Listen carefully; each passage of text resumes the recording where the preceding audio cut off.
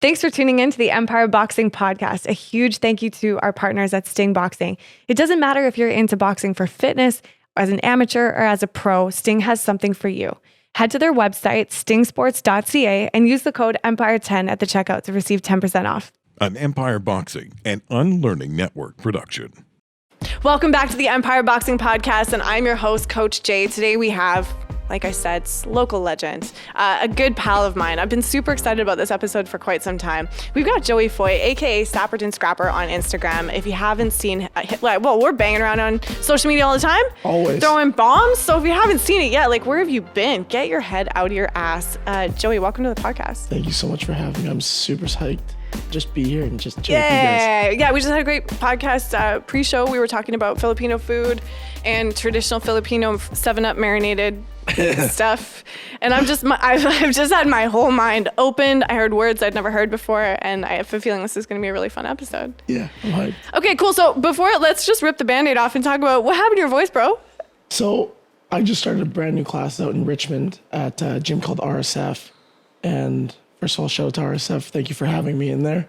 We had an amazing turnout yesterday, and it was a full room, busy room, and I had to get the point across real quick. So I was barking a lot, yelling, commanding the room.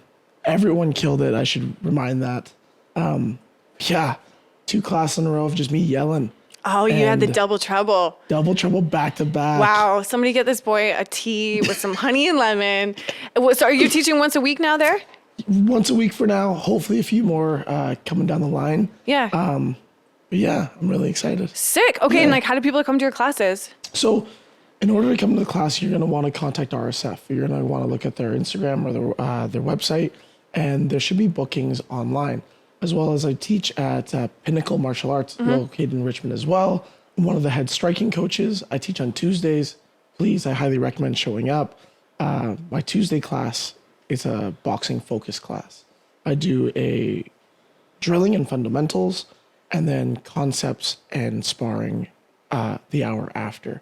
At the other gym, RSF, we're treating it very green. It's brand new. So I'm really taking it slow with the intro to boxing and then fundamentals in the second class. I want everyone to learn how to walk before they run, learn how to drive the car before they race the car. Absolutely. Yeah. Wicked. So this is new, so congratulations. And we'll definitely help you any way we can. Give the word, because I totally believe in you as a coach. I think we were just talking about this, trying to figure out when I first started training with you, but I came back from LA and 3 years ago, I guess now. Wow, jeez. Right? It's 2023. Yeah. Damn, welcome. And I was training with my buddy Tarek as well. And then I know we have a mutual friend, Naz. Shout out Naz. And she said, you got to check. I remember Anna Ferrant and I going into Grindhouse ages ago, and before I even left when I first got back from LA, sitting down with Naz, and she was telling me about you. She's like, oh, this kid's different. That's what she kept saying. This kid's different. You've got to check out his pads. He's so good. He's so bright. He's so enthusiastic. And so I was like, okay, cool. I heard that a couple of times. I was like, okay, let's do it. And that is exactly what you were and are. And I was really stoked to not only see someone that had such a talent for pad holding, which is an art, right? Lots of people are out there doing it right now. That's cool, power to you, but it is an art. You can be bad at it. Yeah. Right? And that's okay, because a lot of people that are bad at something are generally new at something, or they don't understand the intricacies because they don't understand the sport, right? So I guess what I'm trying to say, there's levels to it, and I definitely think you have forged your path clear in Vancouver and sit at one of the top in the game. So I'd highly recommend checking out Joe for a session if you haven't, or hitting up one of his new classes. That means so much to me. Thank you so much. And I would like to say this. I was so bad at it. And that's why. Oh, we all were. Oh, yeah. I was embarrassed because one, I fight southpaw and everyone else is orthodox. And so holding it was just weird for me. And I made it my mission to not suck. Yeah, sweet. Well, yeah, mission successful. It's interesting, right? Because it is, it's like you short circuit. As soon as you have to hold for a southpaw, Jason, I'm like, it totally scrambles your eggs for a second. So how did you not suck? What was your process to getting better at that? So I'll give you this little rundown. So there was a guy at our gym who was kind of like a big brother to me We're called Pinnacle now, but it used to be called Checkmat Vancouver. Okay, I was confused about that. So thanks for the clarity, because I remember you talking about Checkmat, and then I thought it was a different place. Okay. Yeah, so we transitioned our name over, and we used to have this guy in there who was one of the, essentially the heads, like one of the top tier fighters at the gym. His name was Brendan Kornberger, and to this day, he's at the top of my list. He's the man. And if anybody knows him, I guarantee they'll say the same thing. I've never heard a bad thing about him. And I give him a lot of credit because he, in ways, really showed me the road and like took me under his wing in different aspects of the game. And I just remember, first of all, this guy was a unified champ. He fought in Battlefield. He was a TKO champion. At one point, he was the baddest man in Canada. And I remember that we were just drilling in class and I had to hold pads for this guy. And I was just deaf in the hands. I didn't know my left from right from left. And this man who was, like I said, one of the baddest men in the country showed me nothing but love and patience. And I told myself on that day that I'm not going to suck anymore at this because I don't want to take away from someone else's training. And I've been around the block. I've seen people get hurt. I've seen people get injured because of bad pad holding. And from that day on, I made it my mission to be like, hey, invest some time into this. Treat it like you treat boxing or wrestling or anything else. This is also an art, like you've said. So that was kind of how I got into it at the very start. And would you agree? Like, I think also developing, so even for like our casual fitness boxing fanatics, like, going to their pad classes and loving it and, holding for their pals and stuff. I do think there's an element of getting a good sense of a good base of pad work skills actually improves your boxing. Like, I think it feeds in. Like, do you agree? I couldn't agree more. At the end of the day with pad holding, I've been thinking about this a lot because I want to start to transition a lot of my training to teaching people the art of holding pads. Just because you can hit them doesn't mean you can hold them.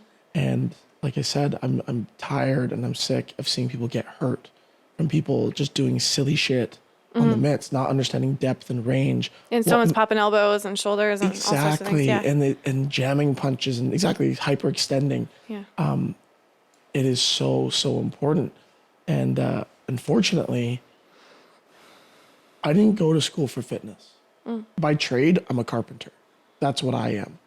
And when I see people go to these and get their PTs, nothing against it. That is amazing. Keep doing that. But for some reason, they think they can hold a pair of mitts.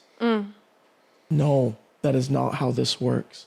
That should be almost a completely separate thing. And we need to be educated on that. We need to learn the art. We need to know the reasons why and how, and actually how to utilize the tools, right? There's the difference between each mitt that we use, so I think it needs to be taken a lot more seriously in the mainstream scene. Yeah, absolutely. And I mean, that's I think a field of education that's wide open. It's like, how do we take these PTs potentially who want to offer this service to their clients, which I could unpack further. And I think that it comes from a little bit of, one, respect it. They're hustling, trying to be of value and of service. They're trying to pay their bills. Okay, that's cool.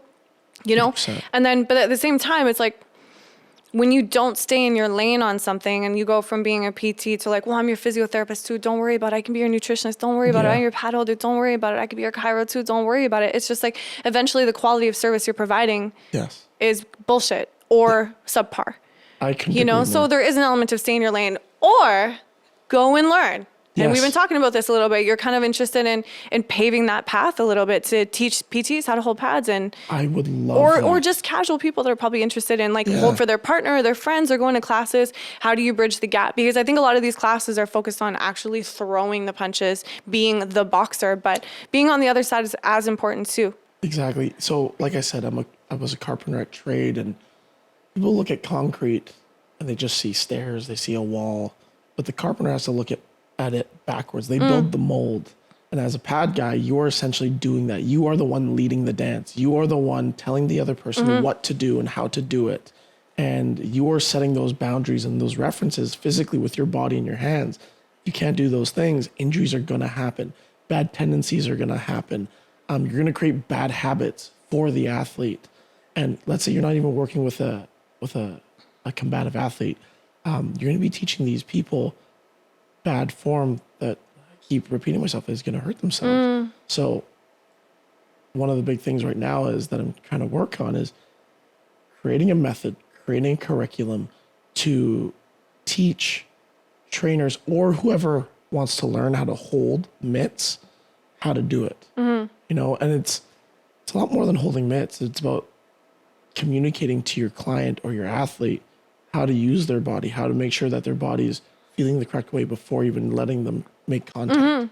Well, it's tough for these, PTs out there too, because they don't have the skill set to educate the client or the athlete on what's required pre even striking a pad. Yes. If you don't have a base, you don't have footwork, you don't have a stance, you don't have balance, there's no knowledge of rotation, turning over the punches, there's no real contextual understanding of what each punch is, because it does help when you give someone context to what they're learning, even if they never want to step into a ring or a cage ever, it does help them in the learning process, right? It's also like educating people that pads are contextual too. Like a slip isn't just a slip. What is the context of that? You're slipping a punch. The pad holder is essentially throwing a punch.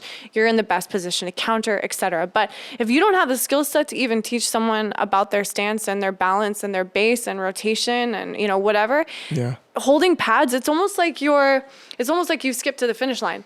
Yes. Right? So it is interesting, and I wonder how much of that is, at the end of the day, there's more than just pads to that course. It's like educating people. But then, are you taking our jobs away?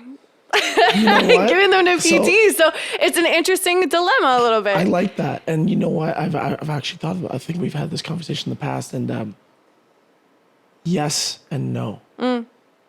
I am so for educating the public because I have the confidence that there's only one Joey. There's only one Jana. And for now, until Elon Musk and I you never know the contracts. But my whole thing is I'm very confident in my skills. I'm very confident in how I educate myself. I pride myself in not having much of an ego. So I will go out and learn.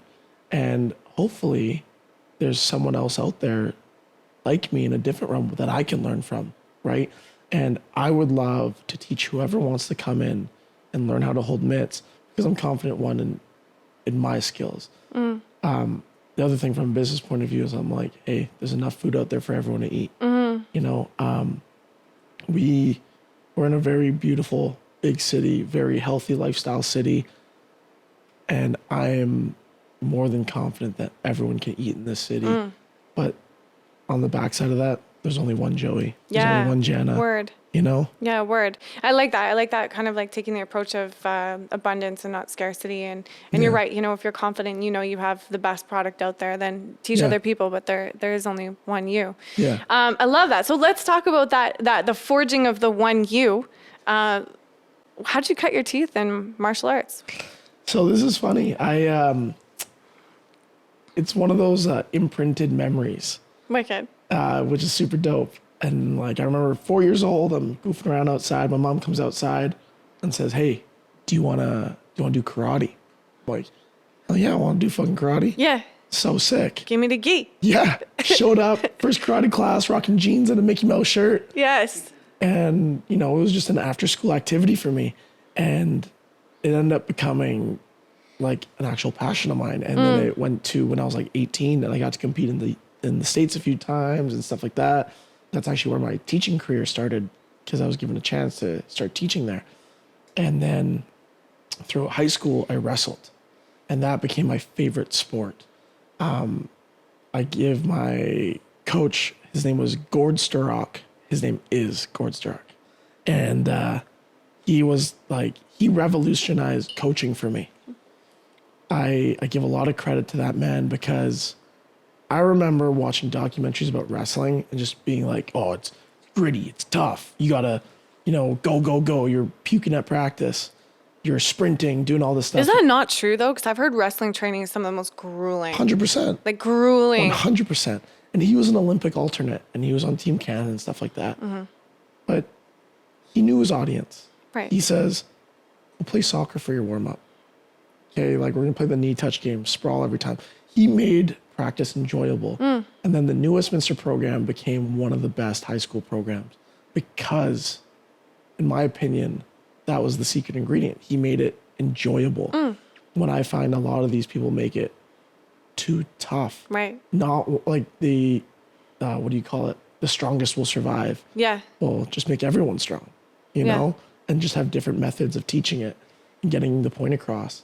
So that was one aspect. And after I wrestled through high school, at the end of high school, my sister was training capoeira at a gym called Ashe Capoeira with Lelo and Vinicius. And she comes to me and goes, hey, do you want to do MMA? There's MMA at this capoeira studio, Ashe Capoeira on Hastings, right beside the Save on Meats.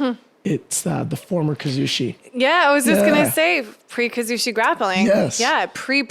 Yeah, Kazushi's got a new spot. I was about 16 or 17 at the time.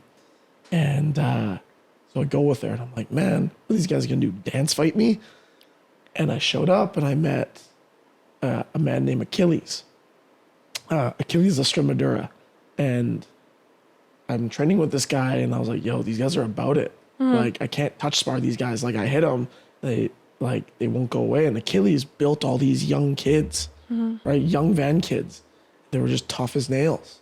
And I'm going with every one of them. And it's like, yeah, I'm like touching and I'm scoring, but it wasn't like anything I've ever experienced. And you were relying on kind of karate methods. Okay. I was putting karate power on it. Right. And they were putting like street power on it. Right. And it was a different mentality, right? I was looking at it as a martial artist and these younger kids were looking like, yo, I'm going to beat your ass. I'm like, okay. Choose your player. Yeah. And I just remember like it was the first day and we were doing double leg drills after our kickboxing. I like double legged a kid off the mat onto this hardwood floor, split my eyebrow, and it was just leaking. And I was like, you know what? I love this place. Just like dirty Hastings gym and leaking out of my face. Sister had to rush me to the hospital to get it like glued back together. Yeah. And I instantly fell in love. That was my first experience with MMA. And I've stuck with Achilles since that day. I give Achilles that credit. I give the Ashe Capoeira guys that credit of building the man that I am today. You know, they're ride or dies, 100%. So after that, I started working, stopped training because I graduated high school and needed to make some money. Then I got really fat, unhealthy, 250 pounds. I was still this height. I wasn't any taller. Damn, that didn't go too. Shit. Yeah, it's not like I got 250 pounds and hate that. 6'5". I hate when that happens. You know? So I got back to training and I shed the weight. And that's pretty much like my martial arts career from there on. Yeah. And then even still now, you recently just cornered Achilles in the last BFL event. Correct. So, Caleb, and go back to, so you made a transition at some point from being an athlete, being one of the athletes, to sort of coaching more. Yeah. How was that transition for you, and what sort of instigated that? So this is very interesting. I am very self-conscious about it. I'm actually okay to talk about it now, but I had a very, very short fighting career. 1-0, baby. I did look up your Tapology record. Yo, yeah. So I was sick. like, okay. Yeah. So I was 1-0 and fought at 205 for an organization that's not around anymore. Unfortunately, it was called Rise FC. And I took the fight and I was just grinding all the way through. And you push your body to the limits that are absolutely amazing. What people don't talk about is like your mind gets pushed. Like you are mentally broken. I remember showing up to that gym and being like, fucking, I have to fight. And I'm bitching about it. And it was like 3-minute rounds, amateur rounds for MMA. I'm like, man, like looking back, I'm like, you can't bitch about that shit. Guys are fighting at 5-minute rounds against world-class killers. But me back then, I was I was dreading going into practice, sparring these guys. I just wanted to beat my ass, literally for the 3-minute rounds for prep, closer to the end of the fight. And what I noticed was the amount of stress that it put on the person, you know. And I went in there, I won, I performed well. Thank you to the team, and after that fight, I had opportunities to fight again. I was strongly considering it, stuff like that. But then more fights were coming down the line. And by that point, my pad holding was starting to develop. And I would always be helping people for their fights. Like I said, Brendan Kornberger, he was, shout out to him again. He'd pull me in every time he needed a southpaw. Elisa Madura, same thing. I've been a training partner for his for a while now, as well as another man, Arjun Bullar. So he's currently the 1FC heavyweight champion, and he pulled me in at an early age as well. So I was always helping these guys, these killers in their fight camps. And I got my martial arts legitimacy not from fighting in the cage, but from assisting these athletes. Right? I've worked with guys like Arjun Bullar, Brendan Kornberger, Achilles Estramadura, David Perron, Tristan Connolly, former UFC fighter, just multiple high-level athletes. And I feel like they would give you better descriptions of what I can provide. Right? So that's where I feel like I got my legitimacy in the martial arts world from. Yeah, so you just felt kind of more drawn to the coaching side eventually. Yeah. And that's cool. I mean, like, to be honest with you, I don't think that all great coaches are synonymously great athletes, and I do not think that all great athletes can make good coaches. I don't believe that. And I mean, we've seen it in to name one huge one, John Danaher, right? Yeah. Like one of the greatest, arguably one of the greatest jiu-jitsu coaches in the world. I couldn't agree Doesn't more. compete. Like, right? Like it's so, and I don't believe that, because I also believe that if you are trying to be a serious high level competitor, you don't have the fucking time to be a good coach, right? You don't have the time to study each one of your pupils or your students and provide constructive feedback for them, find new ways of communicating to them if something's lost in translation, because we all learn a little bit differently. We all need different methods of communication, right? Like you don't have the time to go out and study every single one of your students' opponents. You don't have the time. If you're trying to be one of the best in the world at something at a high level, you don't have the fucking time. You're maybe holding down a job and fighting professionally, and that's it. So one other thing that I noticed too was, as like the coach versus athlete, from a young age, I'd always kind of watch these guys like GSP and Rory McDonald. Rory McDonald was one of my favorite guys, George St. Pierre. And I'd be like, man, these guys are sick. Okay, what's the common denominator for us, a hobby, right? Who is the guy that assists and helps create and build these fighters, add on these new skill sets? Well, it's that guy. Well, then I put it into an analogy that I still use today is I'd rather build the car than drive the car. Right? I want to be known as someone that can build or assist in building and contributing to an athlete and give them the skill sets that they can utilize in the ring to provide them with a solid name. And then I know that will eventually attract the people that I want to attract, and the lifespan for a fighter versus coach is very different. And I've had my fair share of injuries that are just so bad and terrible, and that I don't want to ever experience again. And I knew that making the transition to coaching will prevent me from getting those injuries as well. Yeah, definitely a lot more longevity. So tell us about Tristan Connolly. How did you get involved with that and end up landing a cornering spot in the UFC? So Tristan is like my annoying big brother. That man is Shout out Tristan. Yeah, shout out Tristan Connolly, man. He is hilarious, but he's one of the most kind souls that I know. He has that Labrador mentality. He really does. Right. Just happy-go-lucky, will say hi to everyone in the room. I've never once seen him big league a person ever. And when I showed up at Checkmat there, we just started training. And then there was a point in his career where he just fought southpaw and southpaw and southpaw.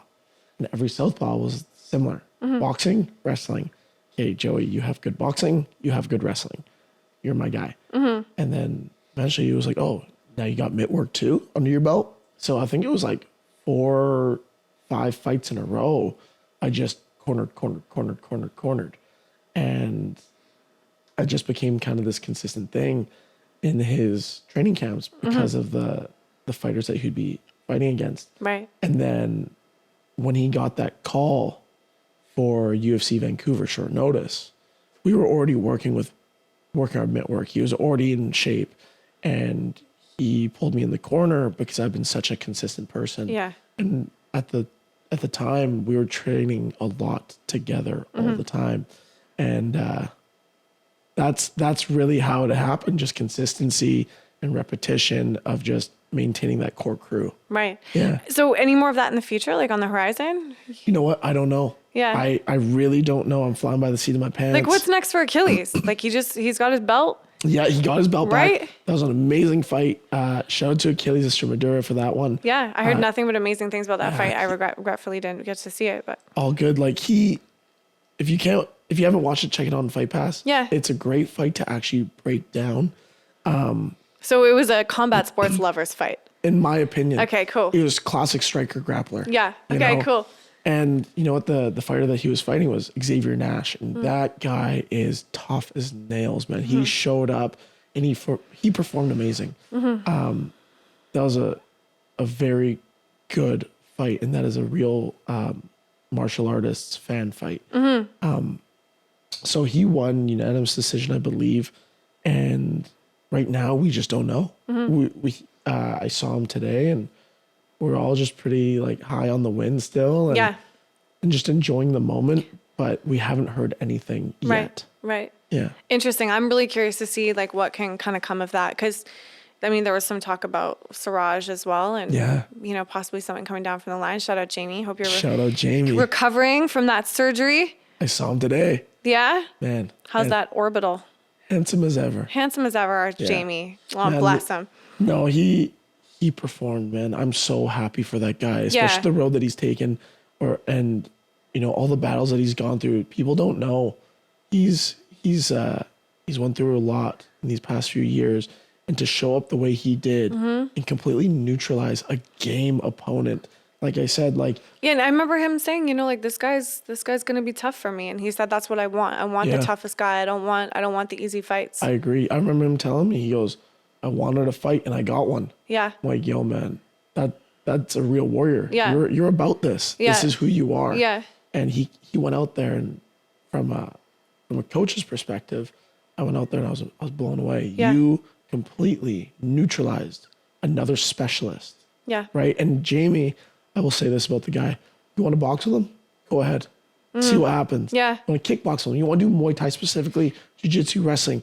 He's very diverse. I feel like that's the thing that always blows my mind about mixed martial arts is like you have Muay Thai, kickboxing, boxing, wrestling, Yeah.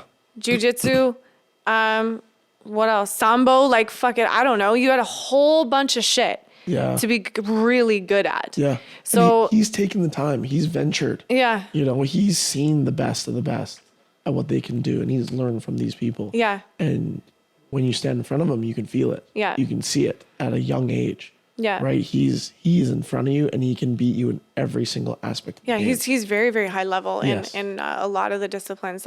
Which is so cool to see, because you nod your head to how much time that took. Yeah. You want to talk about 10,000 hours? Try splitting that, or like timesing that by 5. Yeah. Like Yeah. 5 different disciplines. And when I saw him in training camp, I'm like, yo, Yeah. you were out for how many years? Mm-hmm.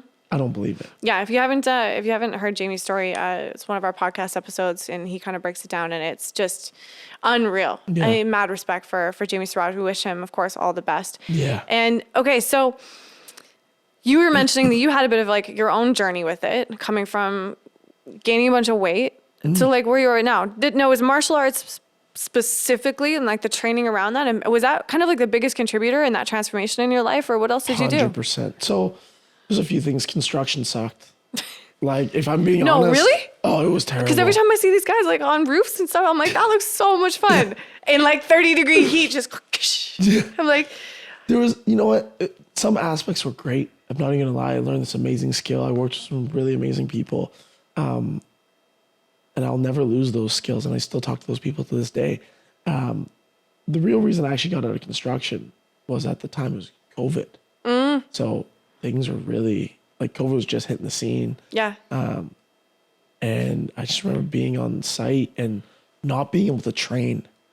I couldn't train. Yeah. And I had to go to this job that everybody hated, and I was working commercial. And I remember specifically that there was this one gentleman on the crew who's just he went out of his way to be rude. Yeah. Went out of his way. And it blew me away. I'm like, yo, I'm not this guy. I'm not that guy. Be that guy. Tell us what happened Be next. that guy.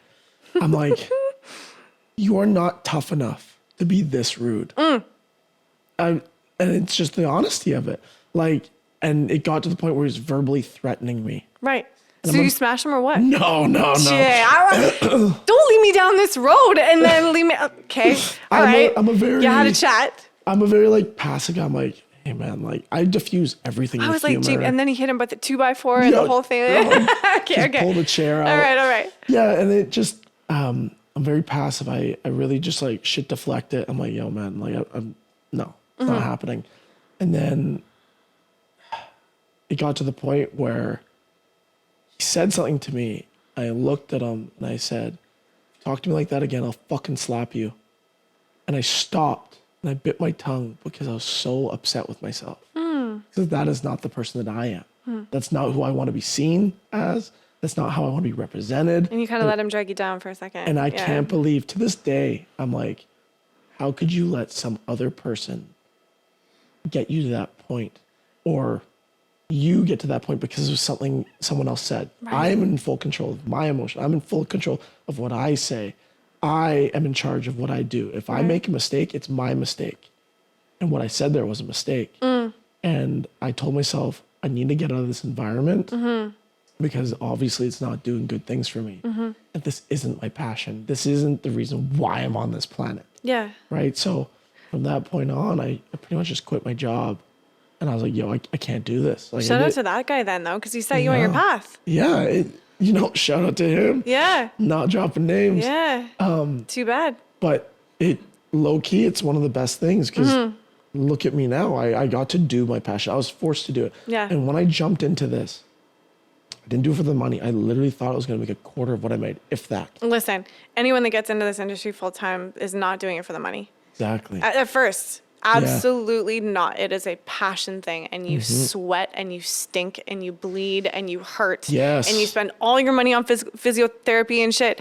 And you don't know when the next client's coming around the corner. And so it is if you have someone who's been in the industry for 5 years plus, tip your hat to them.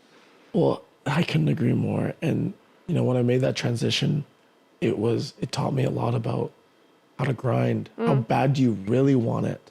And I made that transition. I did it, and the weights are just shaving off immediately because you're in the gym, you're on your feet, you're holding mitts, you're surrounded by other people, other athletes who want the same thing. So you're gonna grind, you're gonna go after it, and the weight is just a byproduct of that. It's gonna go off. Amazing. That's so cool. It wasn't a focus. It was like a byproduct of you making a bigger change in your life. And I have to say, I've seen what your schedule looks like, bro. This man is a grinder. I don't know many people that could survive a work day of yours. Being honest, I sure as shit. I when I was first doing that, I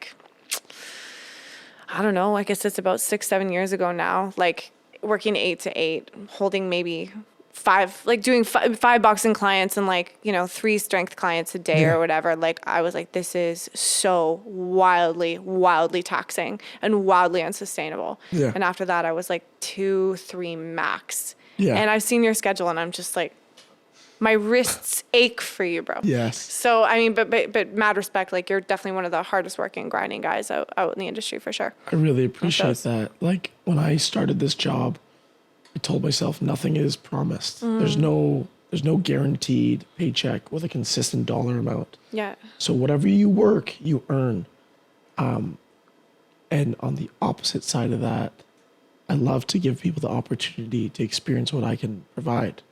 And I've told myself that the job that we do, mitt work, physio. We provide a specific service, a bit work specifically, and we might be someone's best part of their week. Do you want to take that away from them? But on the other side, are you going to provide them with a quality product?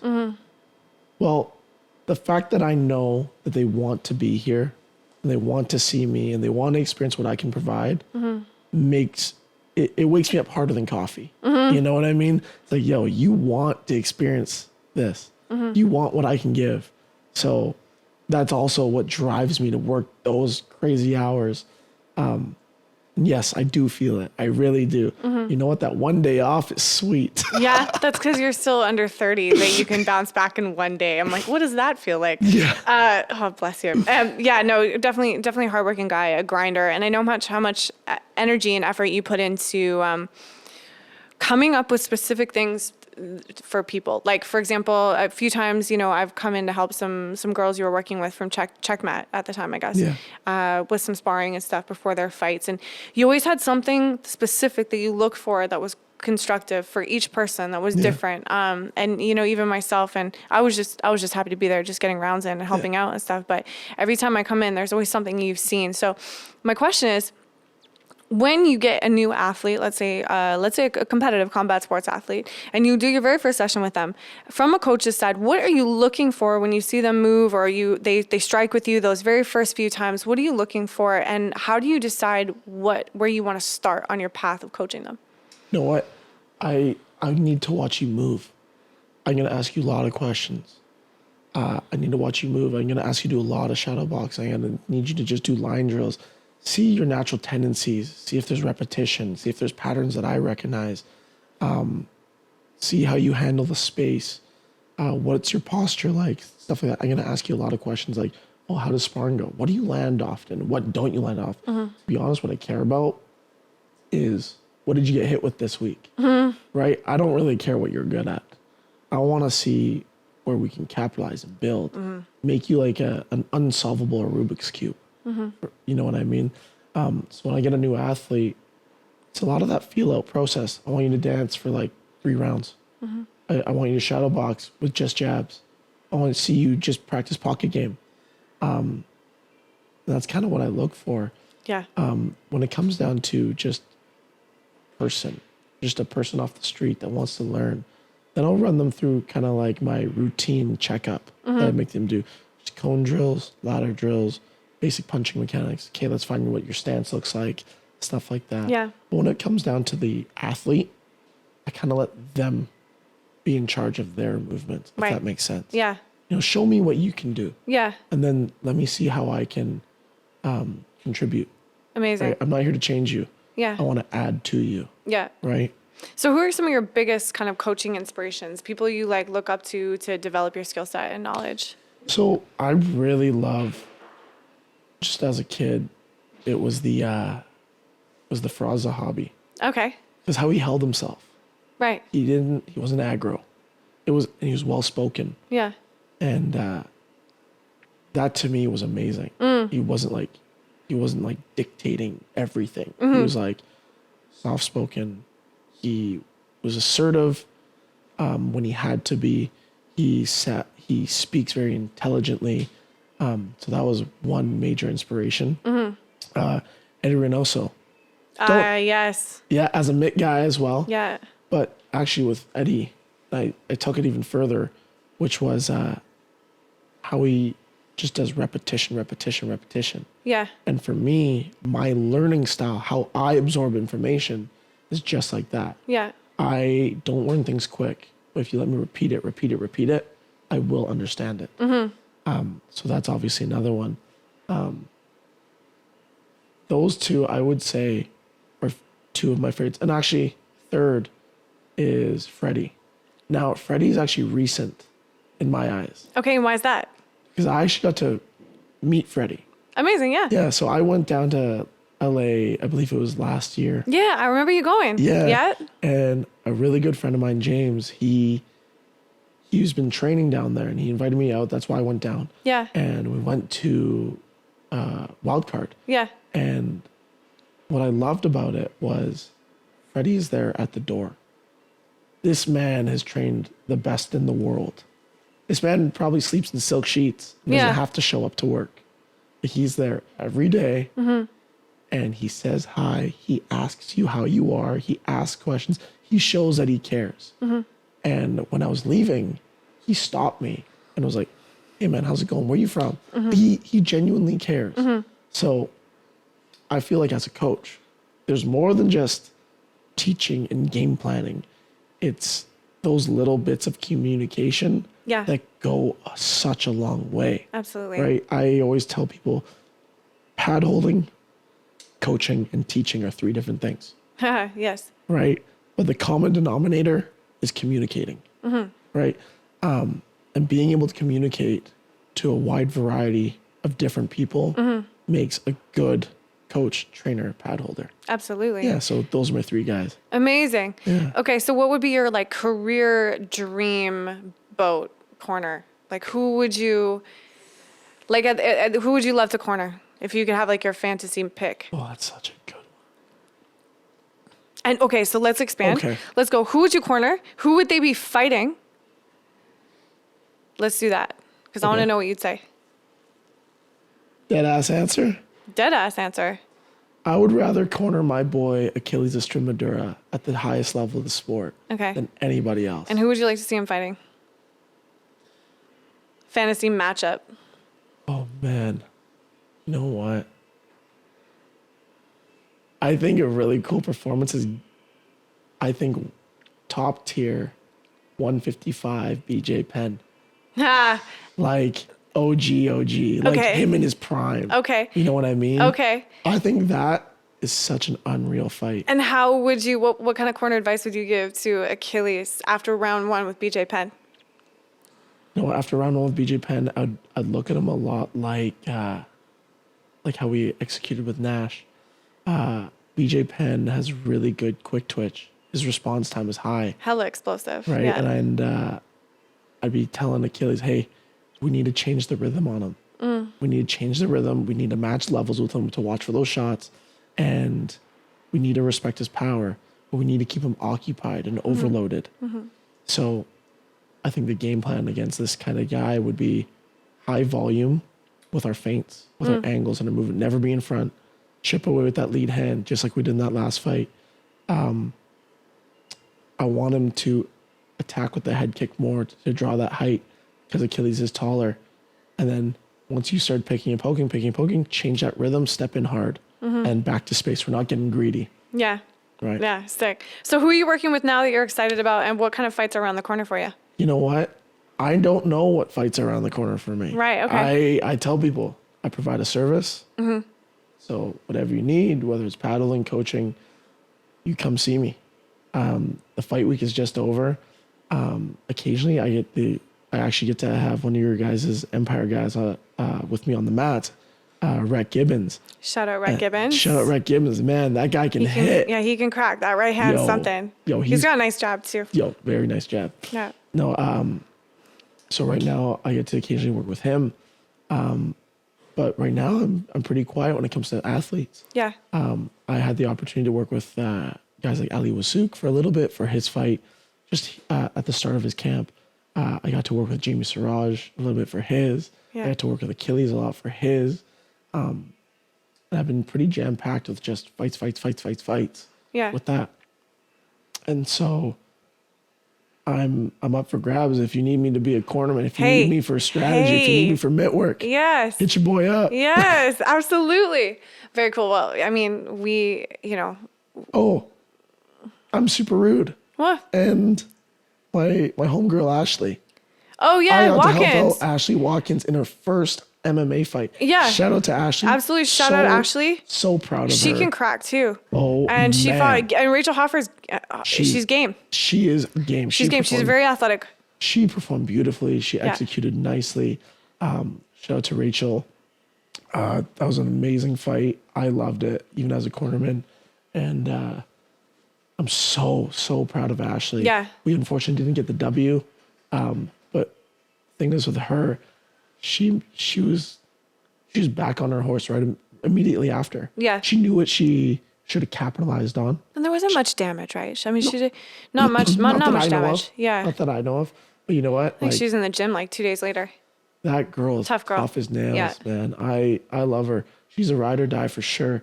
And so I got the opportunity to work with her as well. It's always a pleasure with her. Awesome. Yeah. Awesome. I definitely look forward to seeing, Rhett come in and train with you a little Yeah. bit more and see how that can kind of work into his game for the next fight. July 20th, which I hope you guys will be here. Yes. We got Joey's girl here. Jenny's here. She's hanging out on the couch. Yeah, absolutely. We're going for Moroccan food after this. Yeah. Silk robes, We spent baby. we spent the whole entire pre-show talking about Filipino food, and lo and behold, we're heading for Moroccan. That's amazing. Now, what other things like do you hope to achieve this year? Like, what are some of your career goals? So a lot of my career goals is just building the brand, obviously, right? As I've developed into my career of pad holding, I've understood the importance of building brand and building your name. And I've learned that fighters and athletes will keep you relevant and just average people will pay the bills. And I want to find a nice even balance of that. Yeah. I actually love training just average people and turning them to absolute weapons. Yeah, or absolutely. technical masterpieces. Right. One of my first day one client ever is this small Fijian woman named Kiwi. Shout out Kiwi. She's my ride or die, Legend. man. She's my day one. I wouldn't be here without her. And I give her all the credit in the world, and she makes me proud every day. And she's actually starting to follow in these same footsteps of training. So if you see her, please reach out. She'll knit you up. But she came to me never putting on a pair of boxing gloves. Yeah, and she's got some skills now. I've watched her move a few times, and I'm like, I recognize that footwork, and it is like she really emulates a lot of you as an athlete, which is probably the first person that she ever saw really moving. Yeah. Right? So that's very cool to see. So that is my product. Yeah. Right. I got to help create this. Yeah. And I want people to have the confidence to step in there and learn. And for me, my goal is to one day have my own studio, build my own brand, nothing crazy, and just not necessarily attract the biggest and best fighters, but show average people that they do love boxing, that they do love martial arts. You know, I have a new client, Kate, never put a gloves on in a day in her life, didn't have any interest in boxing, shows up, tries it out, and now she's in love. Yeah. Now she's been to tons of fights in like 6 months. Sweet. And like she's one of my fastest growing students. And that is an amazing thing that I want to provide That's the awesome. community. Yeah. And I do think that benefits everybody, you know, growing the casual fan. Like that's what we need to do as well, you know, and that's what we're trying to do is grow the casual fan, because that's truly how boxing gets more eyes. We get more opportunities. We have more people coming to the fights. We have more support for the local athletes, MMA and boxing, you know. Yes. So growing the casual fan, people that, you know, they might never step in the ring, and that's not the point. The point is that they love the sport. They understand and respect the sport. Yes. And they take the time to learn the sport in its true form, right? I think nothing makes me happier when someone's like, well, why is that like that? Yeah. You know, and you can talk about the context of what they're learning, but you know, you're not trying to push them into a fight. It's like, oh, well, this is why we do this in boxing. This is how this works. And people are like, wow, you know, and suddenly they're more committed to understanding and learning it and doing it the right way. And I just love that. I love the casual fan. I love the fitness fan. That's awesome. I've learned that my passion in life is teaching, right? I love teaching. I love educating, the community and just individuals. And I want to just educate the average majority community on what this is and what it can provide you. Yeah. Whether you want to learn how to just hit pads, whether you want to fight one day, maybe you just want to exercise. But I always tell people it is bigger than boxing. There's always something else. Yeah. You know, and I want to provide that for the general population. What do you think someone can learn about themselves from starting boxing? Oh, so much. You can see how far you want to push yourself. That's one of the major ones. Like how deep are you willing to really go? You're also on the surface level. You're gonna learn more about your body. Yeah. Right? What is your body capable of? I bet you didn't know you could do that before. Yeah. You know, understanding spatial awareness and body, and discipline, self-control. These are the things that I think are overlooked and not talked about when it comes down to boxing or other martial arts. Is hey, this provides you more than obviously combative skills. It's going to teach you mindsets, self-control, discipline, understanding your body, and obviously your health will benefit from this as well. Yeah.